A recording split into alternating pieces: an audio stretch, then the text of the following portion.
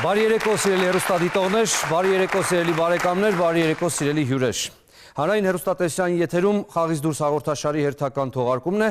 եւ այսօր մենք քննարկելու ենք բանակի թեման։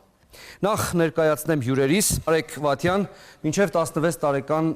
բասկետբոլի Հայաստանի հավաքականի գլխավոր մարզիչ, բարի երեկո։ Արամ Գրիգորյան, գնդապետ, Պաշտպանության նախարարության զինված ուժերի ֆիզդաստիարակության եւ սպորտի բաժնի պետ, բարի երեկո։ Բորիս Վասիլյան, Հայաստանի նետաձգության հավաքականի գլխավոր մարզիչ, բարի երեկո։ Եվ Արեգ Սարիբեկյան, հրաձգության Հայաստանի Ֆեդերացիայի գլխավոր քարտուղար, բարի երեկո։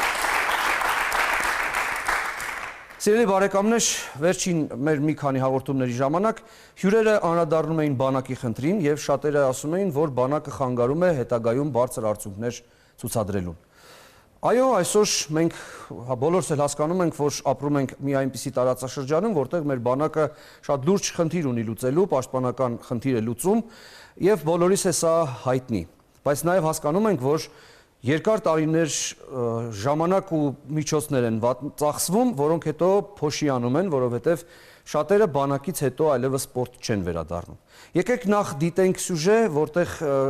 ձեզ ենք ներկայացնելու, թե ինչ վիճակում է այսօր բանակի կենտրոնական մարզական ակումբը, որից հետո կանադառնանք այս խնդրին։ Մարզիկի համար բեկումնային տարիք է համարվում 18-ը։ Այնուհետև գալիս է վճռական պահն ընտրություն կատարելու բախտորոշ տարբերակների միջև։ Ուսում, բանակ, թե ակտիվ գործունեության զարգացում, սիրված մարզաձևում։ Գործող ֆեդերացիաների ներկայացուցիչները ոչ մեկ անգամ են բարձրաձայնել այն մասին, որ Հայաստանի համար ոչ ավանդական մարզաձևերի խոստումնալից ներկայացուցիչները ելնելով ստեղծված իրավիճակից չեն կարող նվաճել մեդալներ, վերջնականապես լուծելով բանակում ծառայելու խնդիրը։ Այդ կերպ նրանք ստիպված են լինում հրաժարվել սպորտից, արդյունքում նաև մասնագիտությունից։ Սակայն մեծ հաշվով խոսքը միայն ոչ ավանդական սպորտաձևերի մասին չէ։ Բանակ սպորտ հանգույցի միջև առկա մանր ու միջին խնդիրները բազմաթիվ են, որոնք վերջին շրջանում որոշակիորեն կարգավորվել են սպորտի եւ երիտասարդության հարցերի ու պաշտպանության նախարարությունների միջև ձեռք բերված համաձայնությամբ, սակայն ոչ բոլորն են շտապում դա համարել բավարար։ Սպորտ եւ երիտասարդության հարցերի նախարարության աշխատակազմի ղեկավար Մհեր Անանյանը վստահ է, որ բոլոր ֆեդերացիաներին միասին տրամադրվող 56 հեռանկարային մարզիկներին սպորտային վաշտում ընդգրկելու քվոտան որոշ դեպքերում բավարար լինել չի կարող։ Ամշամարտը գիտեք, մեր մոտ առավել մասսայականացված է անհատական սպորտաձևերի գծով, բայց մենք օրինակ ամշամարտի առումով ունենք շատ մարզիկներ, որոնք ներգրավված են ոչ թե կոնկրետ այդ մեր մարզական ստորաբաժանումում, ծառայում են տարբեր ստորաբաժանումներում, բայց նորից ունենալով այդ ռեյտինգները 1-ից մինչև 6-րդ տեղ, հիմնականում նրանք գործուղումների միջոցով նրանք գործուղում են այդ համապատասխան մեր ստորաբաժանում, մարզական ստորաբաժանում, այնտեղից ֆեդերացիայի տրամադրության տակ։ Մենք ուզում ենք, որ ճիշտ մարզիկները ընդգրկվեն այդ մեխանիզմում եւ համապատասխան ստորաբաժանում ծառայեն այն մարզիկները, որոնք իրենց աշխատանքով եւ մարզումներով առավել մեծ բարձրագույն նվաճումներ կարողանան մեր համար ապահովել։ Մեկ մարզաձևում սպասելիքների հաշվին զոհաբերել մյուսների հեռանկարային ճակատագրերը դժվար որոշում է, ու այս տարիների ընթացքում ով իմանա, թե քանի նմաններն են ստիպված եղել հաշտվել կարիերայի վաղաժամ ավարտի հետ։ Մյուս կողմից ամեն տարի խնդրել ոմանց համար տարկետում նույնպես ճիշտ չէ, քանի որ մինչև 27 տարեկանը չլրացած մարզիկների համար եւս բանակային կյանքի հեռանկարը մնում է իրական։ Օրենքի տառն ասում է. այն մարզիկներն, ովքեր միջազգային պաշտոնական մրցաշարերում Եվրոպա եւ աշխարհի առաջնություններում զբաղեցրել է 1-ից 6-րդ տեղերը, կարող են հավակնել օգտվելու տեղ ունենալու սպորտային վաշտում, սակայն նմանատիպ ինչ հաջողությունների մասին կարող է խոսք լինել օրինակ խաղային մարզաձևերի, բասկետբոլի, հանդբոլի կամ օրինակ մականախաղի մասին։ Վերջիններիս պարագայում ֆեդերացիաները զինված ուժերի հետ համատեղ եկել են համաձայնության մրցաշարերից առաջ թույլատրել մարզիկներին միանալու թիմին, մասնակցելու համար հավաքներին ու մրցումներին։ Նման դեպքերում էլ խնդրահարույց է մնում մարզիկների մարզավիճակի պահպանման հարցը։ Չէ որ բանակում տարատեսակ թիմային մարզաձևերում գրեթե չկան մարզական ակումբներ, որտեղ մարզիկները կկարողանային մարզվել։ Ինչ խոսք, զինված ուժերի դերը Հայաստանի Հանրապետության կայացման գործում անուրանալի է, ու շատ հաճախ հնչող կոշտ հայտարարությունները նույնպես իրավունք ունեն տեղ ունենալու հանրային քննարկումներում։ Սակայն բևեռային մոտեցումներն շահավետ չեն ոչ բանակին, ոչ էլ հայկական սպորտին։ Ավելին, ձգձգվող քննարկումները վնասում են առաջին հերթին հենց մարզիկներին, իջիկ դարձնելով ակնկալիքները, չէ որ անորոշության մթնոլորտում սպասող մարզիկից այն էլ պատանեկան տարիքում մեծ սպասումներ ունենալը միամտության պես մի բան է։ Եվ այդուհանդերձ, ամեն ինչ չէ որ որ այս հարցում պահորված է գորշ գույներով։ 2014 թվականին ԲԿՄ-ի մարզիկ զինծառայողները ունեցել են խոշոր ձեռքբերումներ։ Բավական է նշել միայն այն, որ հանրապետական, միջազգային, Եվրոպայի ու աշխարհի ԱՊՀ մասնակից պետությունների ու համաշխարհային ռազմամարզական խորհրդի առաջնություններում մեր մարզիկները նվաճել են ընդհանուր առմամբ 55 ոսկե, 26 արծաթե ու 17 բրոնզե մեդալ։ 3 զինծառայող մարզիկի շնորհվել է միջազգային կարգի սպորտի վարպետի, իսկ 2-ին միջազգային գրոսմայստերի կոչում։ Ընթացիկ տարվա նվաճումներով հպարտանում է ԲԿՄ-ի Զորամասի մարզիչ ենթասպան Մարինե Հովսեփյանը։ Այսօրվա դրությամբ Զորամասը համալրված է 14 սպորտաձևերից համախմբված մարզիկներով, մարզիկ զինծառայողներով, որոնք հանդիսանում են Հայաստանի Հանրապետության հավաքական թիմի անդամներ, եթե ոչ առաջի համարներ, ապա երկրորդ, երրորդ համարներ։ Նվաճել են 26 արծաթե, 17 բրոնզե մեդալներ։ Դա հսկայական մեդալների մի հավաքածու է, որը մեկ տարվա ընթացքում մինչև այսօր դա նախադեպը չունեցող ցուցանիշներ են այս տարվա համար եւ ընդհանրապես ՑՍԿԱ-ի պատմության մեջ։ Չնայած առօրյայի նմանությունների, բանակն ու սպորտը տարբեր իրականություններ են, հատկապես պատանիների համար, ու մեր հանրապետության դրությունը թելադրում է սեփական պահանջները երկու կողմերի։ Հարկավոր է հուսալ միայն, որ նրանց միջև ապագայում կայացվելիք որոշումները կլինեն միայն իբարս հայոց բանակի ու իսպաս հայկական սպորտի։ Պարոն Գրիգորյան, առաջին հարցը ձեզ։ Այս վերջերս մամուլում էլ հրապարակումներ եղան, որտեղ մեր որոշ մարզաձևերի հավաքականների ներկայացուցիչներ ասում էին, որ մաշված ու ժանգոտած օրինակ պտտաձողի վերամարզվելով իրենք չեն կարողանա լավ արդյունքներ ցույց տալ։ Դուք համաձայն եք այս ամենի հետ։ Ոչ, համաձայն չեմ։ Բանակը ներկայացնում մեր բանակի մարզական ակումբում բավականին շատ մարզիկներ կան, լուրջ պարապում են, լուրջ ռեզուլտատներ են ցույց տալի տարբեր ասպարեզներում։ Վերջերս էլ զինված ուժերի մեր զինծառայողները հանդես եկան Ամերիկայի Միացյալ Նահանգներում, դու հանդես եկան Հարավային Կորեայում եւ բարձր ռեզուլտատներ կա, դա առաջինը չի, նույնն Այո, ըմբիշները երկու աշխարհի չեմպիոն բերեցին։ Երկու հատ աշխարհի չեմպիոն, 3 հատ։ Մի հատ էլ տվեցինք Հարավային Կորեայում։ Այո։ Բացի դա մենք մասնակցում ենք ՀԱՊԿ երկրների մեծ մրցաշարերին, այնտեղ էլ ունենք թե հրաձգությունից, թե ազատ ոճից, թե ծանրաձողի բարձրացումից, բոլոր մարզաձևից էլ մենք ունենում ենք բավականին լուրջ հաջողություններ։ Իհարկե ճիշտ է, որ բանակի մարզական ակումբի տարածքը փոքր է, կա որոշ քանակական անձնակազմ, որ պետք է լինի այնտեղ, ներկայապային այդ է մեր հնարավորությունները։ Պարոն Վասիլյան, 2 ամիս առաջ Արայև Այծեմնիկ մարզական ակումբում կայացավ նետաձգության Եվրոպայի առաջնությունը եւ Վասիլ Շահնազարյանի ցածր արդյունքը դուք կապեցիք այն բանի հետ, որ նա ծառայում էր եւ չէր կարողանում մարզվել։ Մենք ժամանակին նամակ ուղարկել էինք սպորտ նախարարություն, նամակի ինչ-ինչ պատճառներով թե նախարարությունից ուժ դուրս եկավ, թե սպորտ բանակում ուշացրեցին, մեր ուզած ժամանակ մարզիկը չկարողացավ ներկայանալ եւ պարապմունքները անցկացնենք ոնց որ պետք էր։ Եթե մենք կարողանայինք բանակում գոնե մեր այդ ուժեղագույն մարզիկին կարողանայինք ծառայությունը անցկացնել ինքը բանակի կենտրոնական սպորտային ակումբում, ինձ թվում է, որ արդյունքները բարձր կլներ եւ ոչ թե մենք կմտածեինք ինչ որ մոտիկ լինեինք ուժեղագույններն, այլև պայքարենք մեդալի համար։ Մեր սպորտաձևը ծանր սպորտաձև է։ Կողքից նայելուց կասեն ինչա ձգում է բացաթողում պետքա գնա կպնի։ Բայց երբ պարապում են, երբ մտնում են այդ գործի մեջ, արդեն հասկանում են, որ ստեղ ոչ թե մենակ ձգելն ու բաց թողնելն, այլ պետք է զգալ աղեղը, պետք է զգալ տարածքը, պետք է զգալ քամին, պետք է զգալ ամեն ինչը, որը եւ հետագայում արդյունք է տալիս։ Հրաձգությունը նույնպես տեխնիկական ձև է եւ վերջերս էլ մեր հրաձիկները, բանակային տարիքի հրաձիկները շատ լավ են ելույթ ունենում եւ զանազան բարձրակարգ մրցումներից տուն են վերադառնում մեդալներով։ Ձեզ ձեր մարզիկներին խանգարում է բանակը։ Դե բնականաբար այդ խնդիրը մեր մոտ էլ կա, հիմա ներկայում մենք էլ ունենք մարզիկներ, որոնք ծառայության մեջ են, սակայն մենք պետք է հասկանալ ինչ որ կետում, թե ինչն ինչոց է, ինչու ենք նրանք գնում բանակ, այդ ամեն ինչը հետ պետք է համակերպվել ուղղակի պետք չի միայն ինչ որ պրոբլեմը գցենք բանակի վրա, բայց ցանկացած դեպքում եւ բանակը եւ մենք եւ պետությունը պետք է այդ ամբողջ երանգյունու մեջ այն ինչ որ քանի որ մեր գործը բոլորիս ընդհանուր է, որ ճիշտ եզրահանգումներ անենք, փորձենք օգնել, որ բոլորիս էլ այդ իրավիճակում արդյունքի հասնենք։ Հիմա մեր մարզիկները ճիշտ նշեցիք,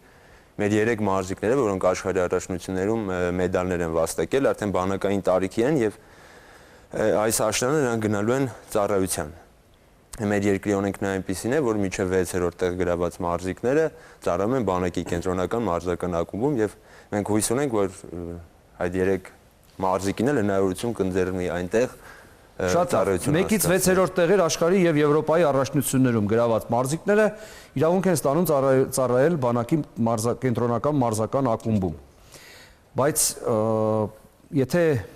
մենապայքարային ձևերում, տեխնիկական ձևերում սա իրական է, մենք ունենում ենք այդպիսի արդյունքներ,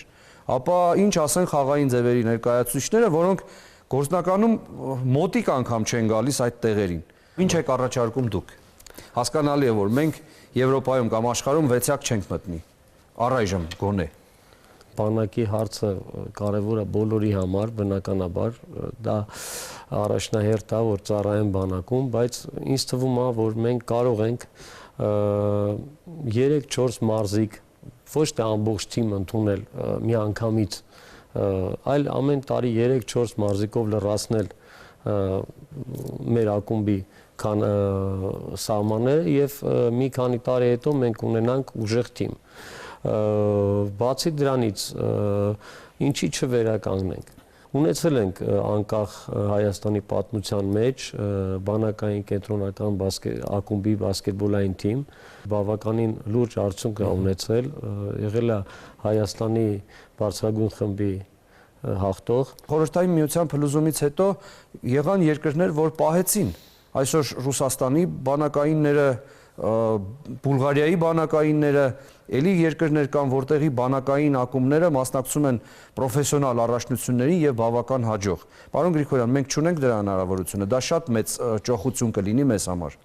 Պարոն Գիլյան, ներկա պահին չունենք այդ հնարավորությունները, մենք ամբողջ մեր երկրում ունենք միակ բանակի մարզական ակումբ, դա մեր մարզական ակումբն է,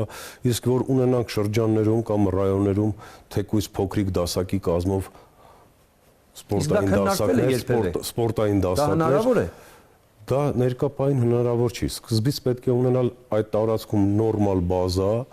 եթե ֆեդերացիաները մեզ կտրամադրեն բազա, որտեղ կկայանա զինվորական ինչ-որ ստորաբաժանում, որը մենք կկառուցենք, կդարձնենք, դա հնարավոր է, բայց դա սաղ ժամանակի հետ խնդրի եւ մի քիչ ծախսերի հետ կապված խնդիրներ է։ Իսկ կապված թմային մեր մարզիկների հետ կապված, ես ասեմ, մենք բավականին ուշադրություն ենք դարձնում ցանկացած սպորտի նախարարությունից եկած գրությունը, թե բասկետբոլիստի, թե վոլեյբոլիստի, մենք աջակցում ենք դրանց պարապմունքներին։ Ունենք նաև Գանձասարում, հենց թմում Գանձասար ֆուտբոլային ակումբում 11 զինծառայող, որոնք մեր զինվորներ են եւ խաղում են այդ թմում։ Նման տարբեր ֆուտբոլային ակումբներում էլ ունենք։ Աջակցում ենք մենք, աշխատում ենք հնարավորին չափ։ Բայց հետաքրքիր է, չէ՞, զավեշտալի է ստացվում։ Այնինչ դուք կարող եք ձեր սեփական թիմը ունենալ եւ ձեր սեփական թիմով պայքար մղել Հավուր Պատշաճի առաջնության բարձրակարգ թիմերի հետ եւ, չգիտեմ, դա նաեւ կարող էր ֆինանսական միջոցներ ձեզ բերել։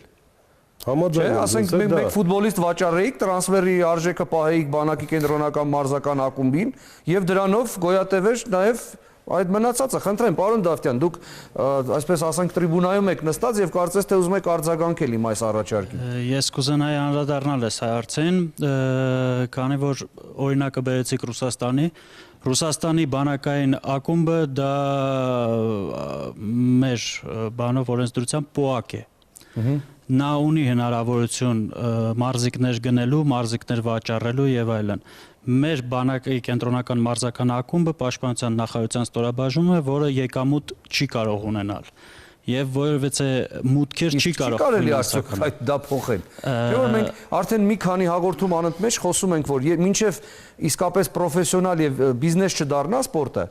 դրա հետագա զարգացումն ու աճը չի կարելի ապահովել։ Ուրեմն ամեն ինչ իր ժամանակն ունի, օրենքը փոխելու համար պետք է համապատասխան բազա ստեղծվի։ Ձեր օրինակի համար բերեմ, պաշտպանության նախարարությունը ունի ստադիոն։ Եթե ֆուտբոլի թիմ ենք ուզում մարզենք, պետք է ունենանք ստադիոն, պետք է ունենանք մեծ միջոցներ, երբ որ մենք կզգանք, որ դա հնարավոր է, օրենքի մեջ փոփոխություններ Բայց օրինակ վոլեյբոլի կամ բասկետբոլի դահլիճ կարող եք ունենալ, չէ՞, ստադիոն չեք կարող, բայց հանդբոլի դահլիճ կարող եք ունենալ։ Եվ ունեք դուք դա։ Ունեն։ Բասկետբոլի թիմ մենք ունեցել ենք, ինձ թվում է մենք ելի կունենանք, վոլեյբոլի լավ թիմ ունեցել ենք, կարծեմ հիմա էլ ունենք, պաշտպանության էլի բանակում կա, հանդբոլի թիմ էլ ենք ունեցել, այսինքն այդ ամեն ինչը եղել է, համագործակցելով ֆեդերացիաների հետ, Եվ որովհետև գումարը չի եղել, հետո դրանք քանդվել են, ճիշտ է։ Այդտեղ գումար պետք չէր։ Այդտեղ գումար պետք չէր, որովհետև այդտեղ մեր զինծառայողներին հնարավորություն ա տվել մարզվել քաղաքային մարզաբազաներում եւ այդ համատեղելով քաղաքային իշխանությունների հետ, ֆեդերացիաների հետ, այդ կարողացել ենք։ Իսկ այդ դեպքում հետո ինչի չեղավ։ Ինչը խանգարեց, որ պահեի։ Առաջի երևի թե առաջի պատճառը եղավ են, որ տվյալ մարզիկները զորացրվեցին։ Գնացին իրանց ակումբները։ Համալրում չեղավ։ Երկրորդը երևի թե կապնա ֆեդերացիա պաշտպանության նախարարություն, որ այսօր բավականին թույլ է խաղային ձևերի հետ։ Բացառությամբ ֆուտբոլի ֆեդերացիային կա սպորտի ուղղություններ, որին շեշտադրված է պետական մոտեցումը, դա հիմնականում մոտեցումը տրված է 4 հիմնական մարզաձևերին՝ ծանրամարտ, ըմբշամարտ, բռնցքամարտ, ձյուդո, եւ պաշտպանության նախարարությունը չի կարող անմասն մնալ այդ ամբողջ ուղղվածությունից եւ ինքը ստեղծի ինչ-որ յուրովի ճանապարհներ, դրա համար լինելով ես ինքս բասկետբոլիստ, ցավում եմ, որ հնարավորություններ չկա այսօր խաղային ձևերը եւ մնացած այլ ձևեր զարգացնելու հիմնական շեշտը գրում են այնտեղ, որտեղից կան մեդալներ, որտեղից կա արդյունք։ Եվ քանի որ ընձեռվեց հնարավորություն, ես երկու խոսք էլ ուզում եի ասեի, նախ հաղորդումը սկսեցինք նրանով, որ մտածողները հնարավորություն չեն ընձեռում բանակը համատեղել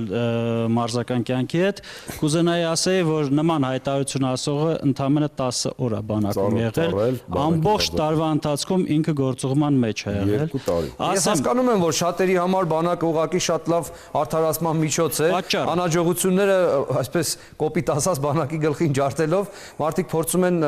արդարանալ եւ իրենց մեղքը իրենց վրա չվերցնել։ Ուրեմն մի բան հիշեցի,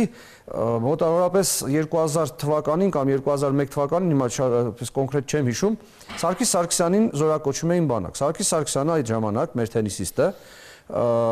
աշխարհի դասակարգման աղյուսակի առաջին 50-ի մեջ էր։ Այսինքն դա նշանակում է, որ նա օրենքով միլիոնատեր էր, ինքը լուրջ սպորտսմեն էր, աշխարհում 7 տարի լինել 100-ի մեջ, 100 ժեղագույնի մեջ, սա շատ քիչ մարզիկների է բախտ վիճակվել թենիսում, բայց իրեն բանակ էին կանչում, որովհետև նա 1-ից 6-րդ տեղեր աշխարհի ու Եվրոպայի առաջություններում չէր գրավել։ Այսինքն դուք ունեք անհատական վերաբերմունք այսպիսի դեպքերին։ Մենք ունենք Յուրամ Մովսիսյան, Հենրիկ Մխիթարյան, որոնք նույն խնդրի առջև են, բայց սա արդեն բանակի խնդիրը չի, սա սպորտի նախարարությունն է լուծում այդ խնդիրը կառավարության միջոցով նրանց տալիս են տարեկետում։ Նրանք զինվորական չեն դառնում մինչև 27 տարեկան։ Եթե կպահպանեն իրենց կարգավիճակը մարզական աշխարհում, տենց էլ ծառայության չեն հասնի։ Այսօր Յուրամ Մովսիսյանն էլ, Հենրիկ Մխիթարյանն էլ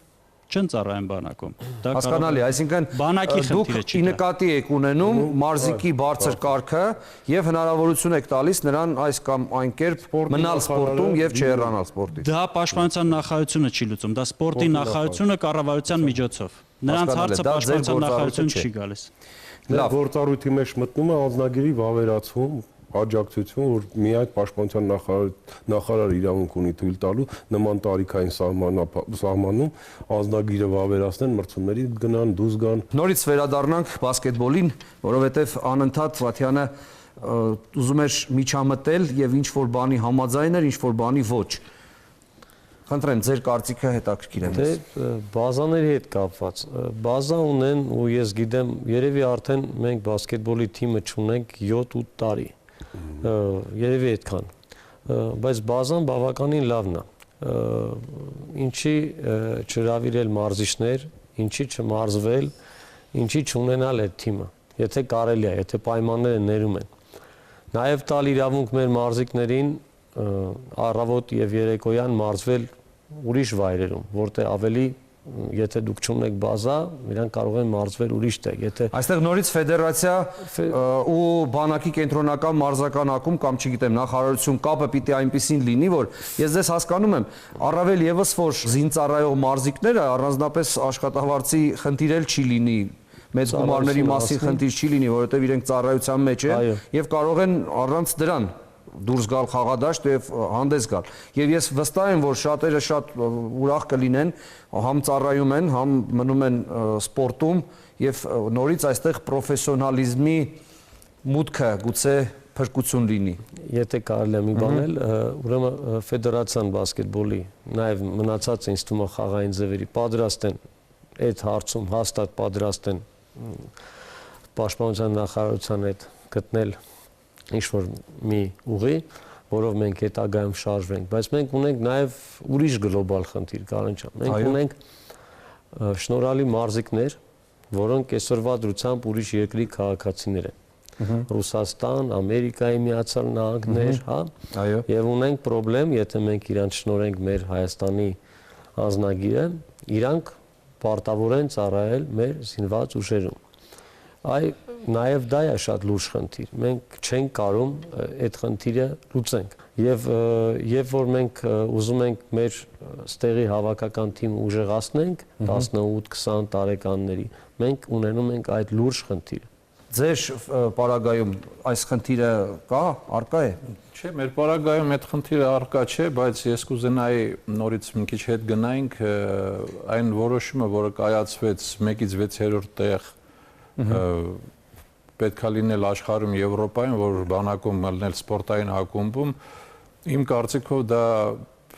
շատ հետ գցեց մեր մարզիկներին։ Իսկ ինչպես պիտի այդ դեպքում որոշեին ով ծառայեր, ով ոչ։ Այդ դեպքում գիտեք ինչ, ժամանակին ես էլ եմ ծառայել, ես էլ եղել եմ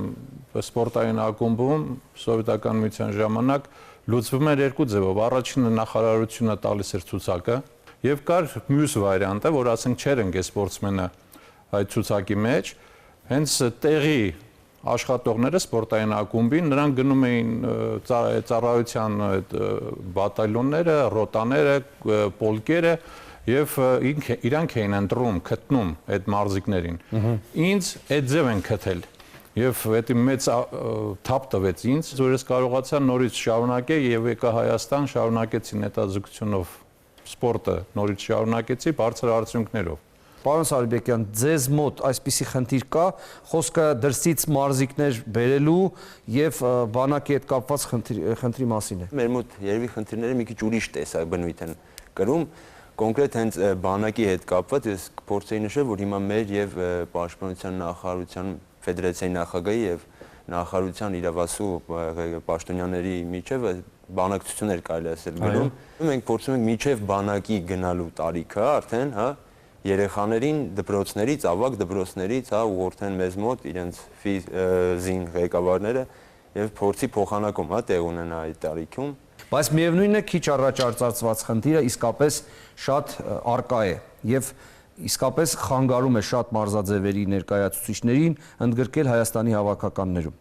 Գուցե, չգիտեմ, դրսում մենք հրաձիկ կամ նետաձիկ հայրենակից չունենք, բայց բասկետբոլիստ, ֆուտբոլիստ, չգիտեմ, խաղային մարզաձևեր, մենապայքարային ձևեր շատ ունենք եւ նրանք հաճույքով կպաշտպանեին Հայաստանի Հանրապետության պատիվը։ Եթե այդ խնդիրը չունենային։ Բանակի խնդիրը առաջ է գալիս միայն այն ժամանակ, երբ որ ինքը զորակոչվեց բանակ։ Մինչև բանակ զորակոչվելը բանակը այդտեղ ոչ մի Այսինքն դուք առաջարկում եք նույն սխեմայով ֆեդերացիան սպորտ նախարարության միջոցով մինչև բանակային տարիքի ավարտ։ Ճիշտ է այդպես։ Ուղղակի այստեղ ես չգիտեմ ինչքանով է դա իրականանալի, որովհետև բոլորը չէ որ Յուրա Մովսիսյան են, բոլորին չէ որ, ասենք, կառավարությունում ճանաչում են եւ գիտեն որ ինքը լավ ֆուտբոլիստ է կամ լավ բասկետբոլիստ է, կամ որ շատ հեռանկարային են, բայց դեռ երիտասարդ։ Այս դեպքում ոնց պիտի հարցը լուծվի։ Ես ճիշտն ասած, էլի ֆեդերացիայի աշխատանքն է դա ավելի շատ ճիշտ ներկայացնելու եւ ճիշտ ընտրելու։ Ֆեդերացիան ամեն անգամ էլ իր լավ մարզիկներին ներկայացնում է, բայց հարցը մի անգամից գալիս է նրանով, որ ներկայացնում ես, իսկ իրանք մեզ պատասխան հարվածը տալիս են, որ 1-ից 6-րդ տեղ գրավել է։ Չէ, ուրեմն իրավունք չունի։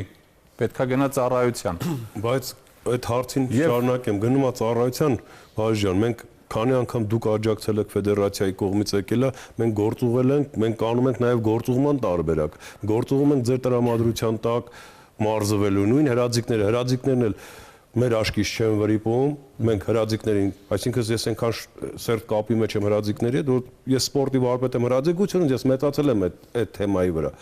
Հրաձիկներից ես որ դաժե մինչև 6-րդ տեղը չեն ընկած, գնում են ծառայության, մենք հետաքրքրում ենք այդ տվյալ զինվորը, որ զորամաս ընկավ, ում մոտա ծառայում, խնդրում ենք հրամանատարին մի անգամից որ կա սենց առաջի կարգի, երկրորդ կարգի, Այսինքն դուք այդ իրավասությունն ունեք։ Հրամանատարին մենք խնդիրը դնում ենք, ինքը վերցնում է որպես տիպուկահար արդեն ընդեղ ասկսում պարապել, մենք գործուղում ենք մեզ մոտ ֆեդերացիայի միջնորդությամբ, եթե պետքա գնա մրցումների կամ SNG մենք գնում ենք ԱՊՀ երկրներ մրցումներ, մենք արդեն գիտենք, որ Հադրութի զորամասում կամ այնի զորամասում կա հրաձիկ, որը արդեն պատրաստ է կրակելու, այստեղ ուրիշ հարց է ցակում, արդյոք բոլոր հրամանատարներն են բայրած կամ Մինչ այսօր մենք բասկետբոլի ֆեդերացիան խնդիր չի ունեցել պաշտպանության նախարարության հետ, իրանք միշտ մեր հարցերը մեր խաղացողներին մեզ տրամադրել են, ասեմ, որ թեկուզ համայնքական խաղերին, հավաքներին այդ խնդիրը չի եղել, բայց մենք խոսում ենք խնդրի ավելի գլոբալ լուծման մասին, դա գլոբալ լուծում չի, 10 օրով տրամադրել, գործուղել կամ մի շաբաթով գործուղել, դա հարցը չի լուծում, հարցը լուծում է այն տարբերակը, եթե մենք ունենանք կայուն բանակային ակումբ, որի մեջ ընդգրկվեն խաղային մարզաձևերը, բասկետբոլ, վոլեյբոլ, գանդբոլ, իրանք պարապեն ամեն օր, իրանց պարապմունքներին շարունակական եւ այդ 2 տարին չկորցնեն։ Հրաշան Շատ լավ բան եք առաջարկում, բայց հարցրել եք պարոն Գրիգորյանին, իսկապես մենք ունենք այդ հնարավորությունը այդքան թիմեր պահելու։ Ես ցանկություն լինի Կարեն ջան, ամեն ինչ կարելի անել, որտեվ գիտեք, որ երևի առաջի անգամ չի ասում, սպորտսմենները իրանք միշտ պատրաստ են մարտելու, միշտ պատրաստ են ամեն ինչի։ Դրա համար պարապմունքները, որ ասում եմ, այդ եւ ակումբի լինելը, դա նաեւ մեր ամբողջ բանակի դուխը, հա, երևի կբարձրացնի։ Պարոն Գրիգորյան, դուք կմեկնաբանեք արդյոք պարոն Վաթյանի ասածը, դա հնարավոր է։ Որ բանակի մարզական ակումբը ունենա իրենը, մեզ լուրջ բազա է պետք ունենալ նոր անցնել, դա ծախսատար է, ծախսերը հոգալուց հետո այդ բազաները մեր վերականգնելու, սարքելու, նորը կառուցելու, չափանիշները համեմատացնելու հնարավոր է, ինչու՞ չէ, որ բանակի մարզը այդ դեպքում մենք բոլոր ֆեդերացիաները թող պատրաստեն մեր հետ մրցելու։ Նույն Վրաստանի Հանրապետությունում կա MVD-ի թիմ, կա բանակի թիմ, բասկետբոլային, որոնք հանդես են գալի ոչ միայն իրենց երկրի առաջնություններում, նաև եվրոպական Եվրո չելենջում բանակային թիմը հանդես գալի։ Ուզեմ ասեմ, նամանավանդ մեր հզոր բանակի դեպքում այդ խնդիրը լուծելի է։ Մենք հիմա խոսում ենք կայացած սպորտսմենների մասին, չէ՞։ Իսկ ի՞նչ ենք մտածում, որ հենց բանակի կենտրոնական ակումբում վերցնենք փոքրից ոչ կայացած սպորտսմեններ ու պատրաստենք հենց իմինը բանակի կենտրոնական ակումբի համար։ Դուք հավանաբար նկատի ունեք, որ դառնա այնքան պրոֆեսիոնալ, որ ունենա իր ակումբը ունենա, որտեղ պարապում են ստեղծել սերունդը, այո, ստեղծել, բարձրացնել։ Մտենց է եղել, հենց այտենց է իր սպորտսմենները պարապել են, կային դոսաֆներ, կային տարբեր ակումբներ, նույն բանակի մարզական Ռուսաստանում հիմա էլ է, բանակի կենտրոնական մարզական ակումբը եւ ֆուտբոլի, եւ բասկետբոլի, եւ հանդբոլի տարբեր թիմեր ունի եւ փոքրից աճեցնում է, բարձրացնում, կայացնում է։ Սա կապված է ֆինանսների, ծախսերի հետ, բազան վերակառուցելու, վերականգնելու։ Մենք մեր բազայում ունենք 4 հատ հրաձգարան, խնդիր ունի կապիտալ շինարարական աշխատանք։ Լողավազան 3 հատ։ Քանիսն է դրանցից գործում։ Մեկը, բացօթյա։ Ու նորից բախվում ենք նույն խնդրին։ Ձեր առաջարկը իհարկե շատ լավ է, եթե մենք պրոֆեսիոնալ սպորտի մասին ենք խոսում, եթե մենք կարողանում ենք այդ սպորտը բիզնեսի վերածել։ Շարունակելով թեման, նաև ասեմ, որ պարոն Գրիգորյան, չէ՞ որ մենք իսկապես մեծ գումար ենք ծախսում, մինչև մարզիկը երեխան դառնում է 18 տարեկան։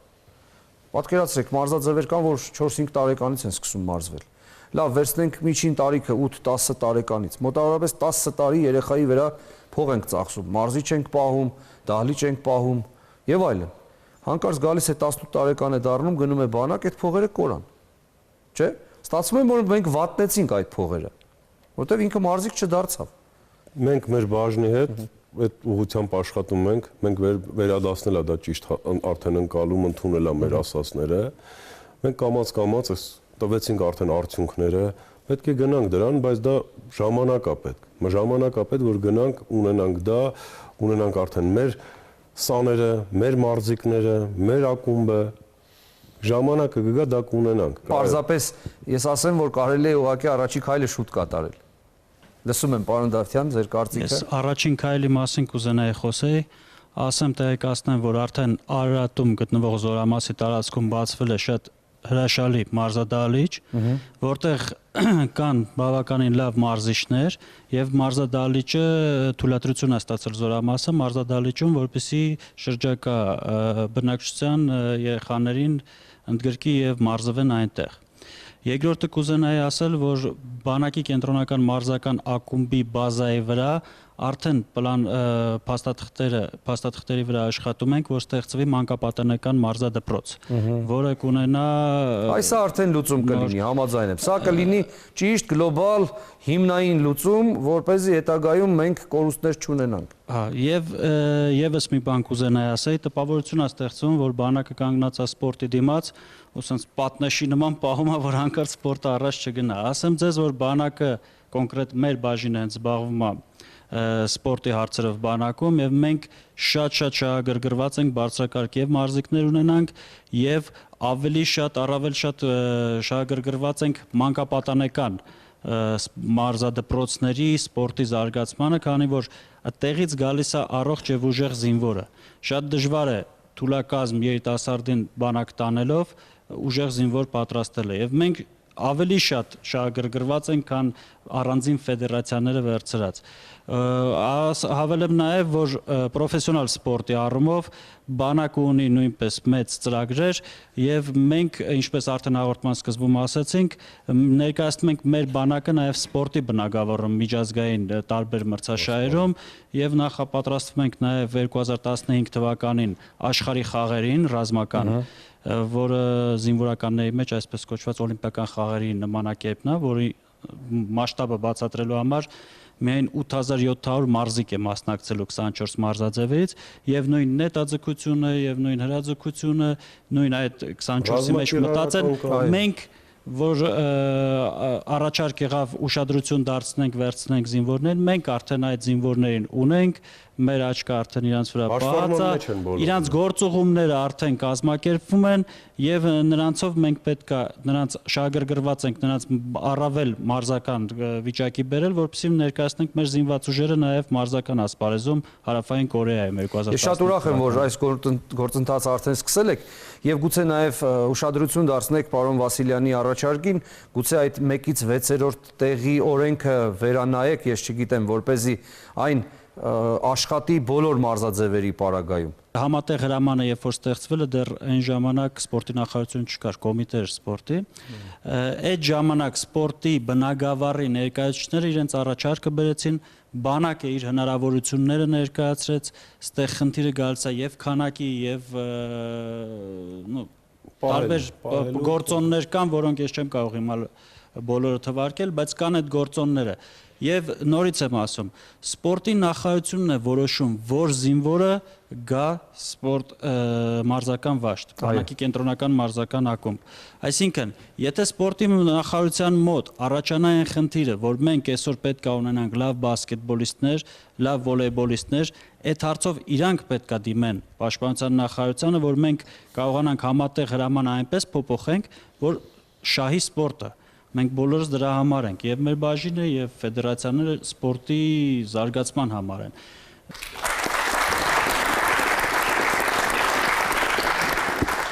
Սիրելի բարեկամներ, հանրային հեռուստատեսության եթերում խաղից դուրս հաղորդաշարի հերթական թողարկումն էր եւ այն նվիրված էր բանակի խնդրին։ Մենք այսօր հասկացանք, որ այո, որոշակի խնդիրներ կան, բայց նաեւ չմոռանանք, որ մեր բանակը լուրջ գործառույթներ է իրականացնում եւ պաշտպանական խնդիրներ է լուծում եւ պիտի սա մենք գնահատենք ու կրկին ասենք փառք ու պատիվ մեր բանակին։ Եվ վերջում ուղղակի ուզում եմ ասել, թող լինի խաղաղություն եւ այդ խաղաղության մեջ կերտվեն մեծ հաղթանակներ։ Ցտեսություն։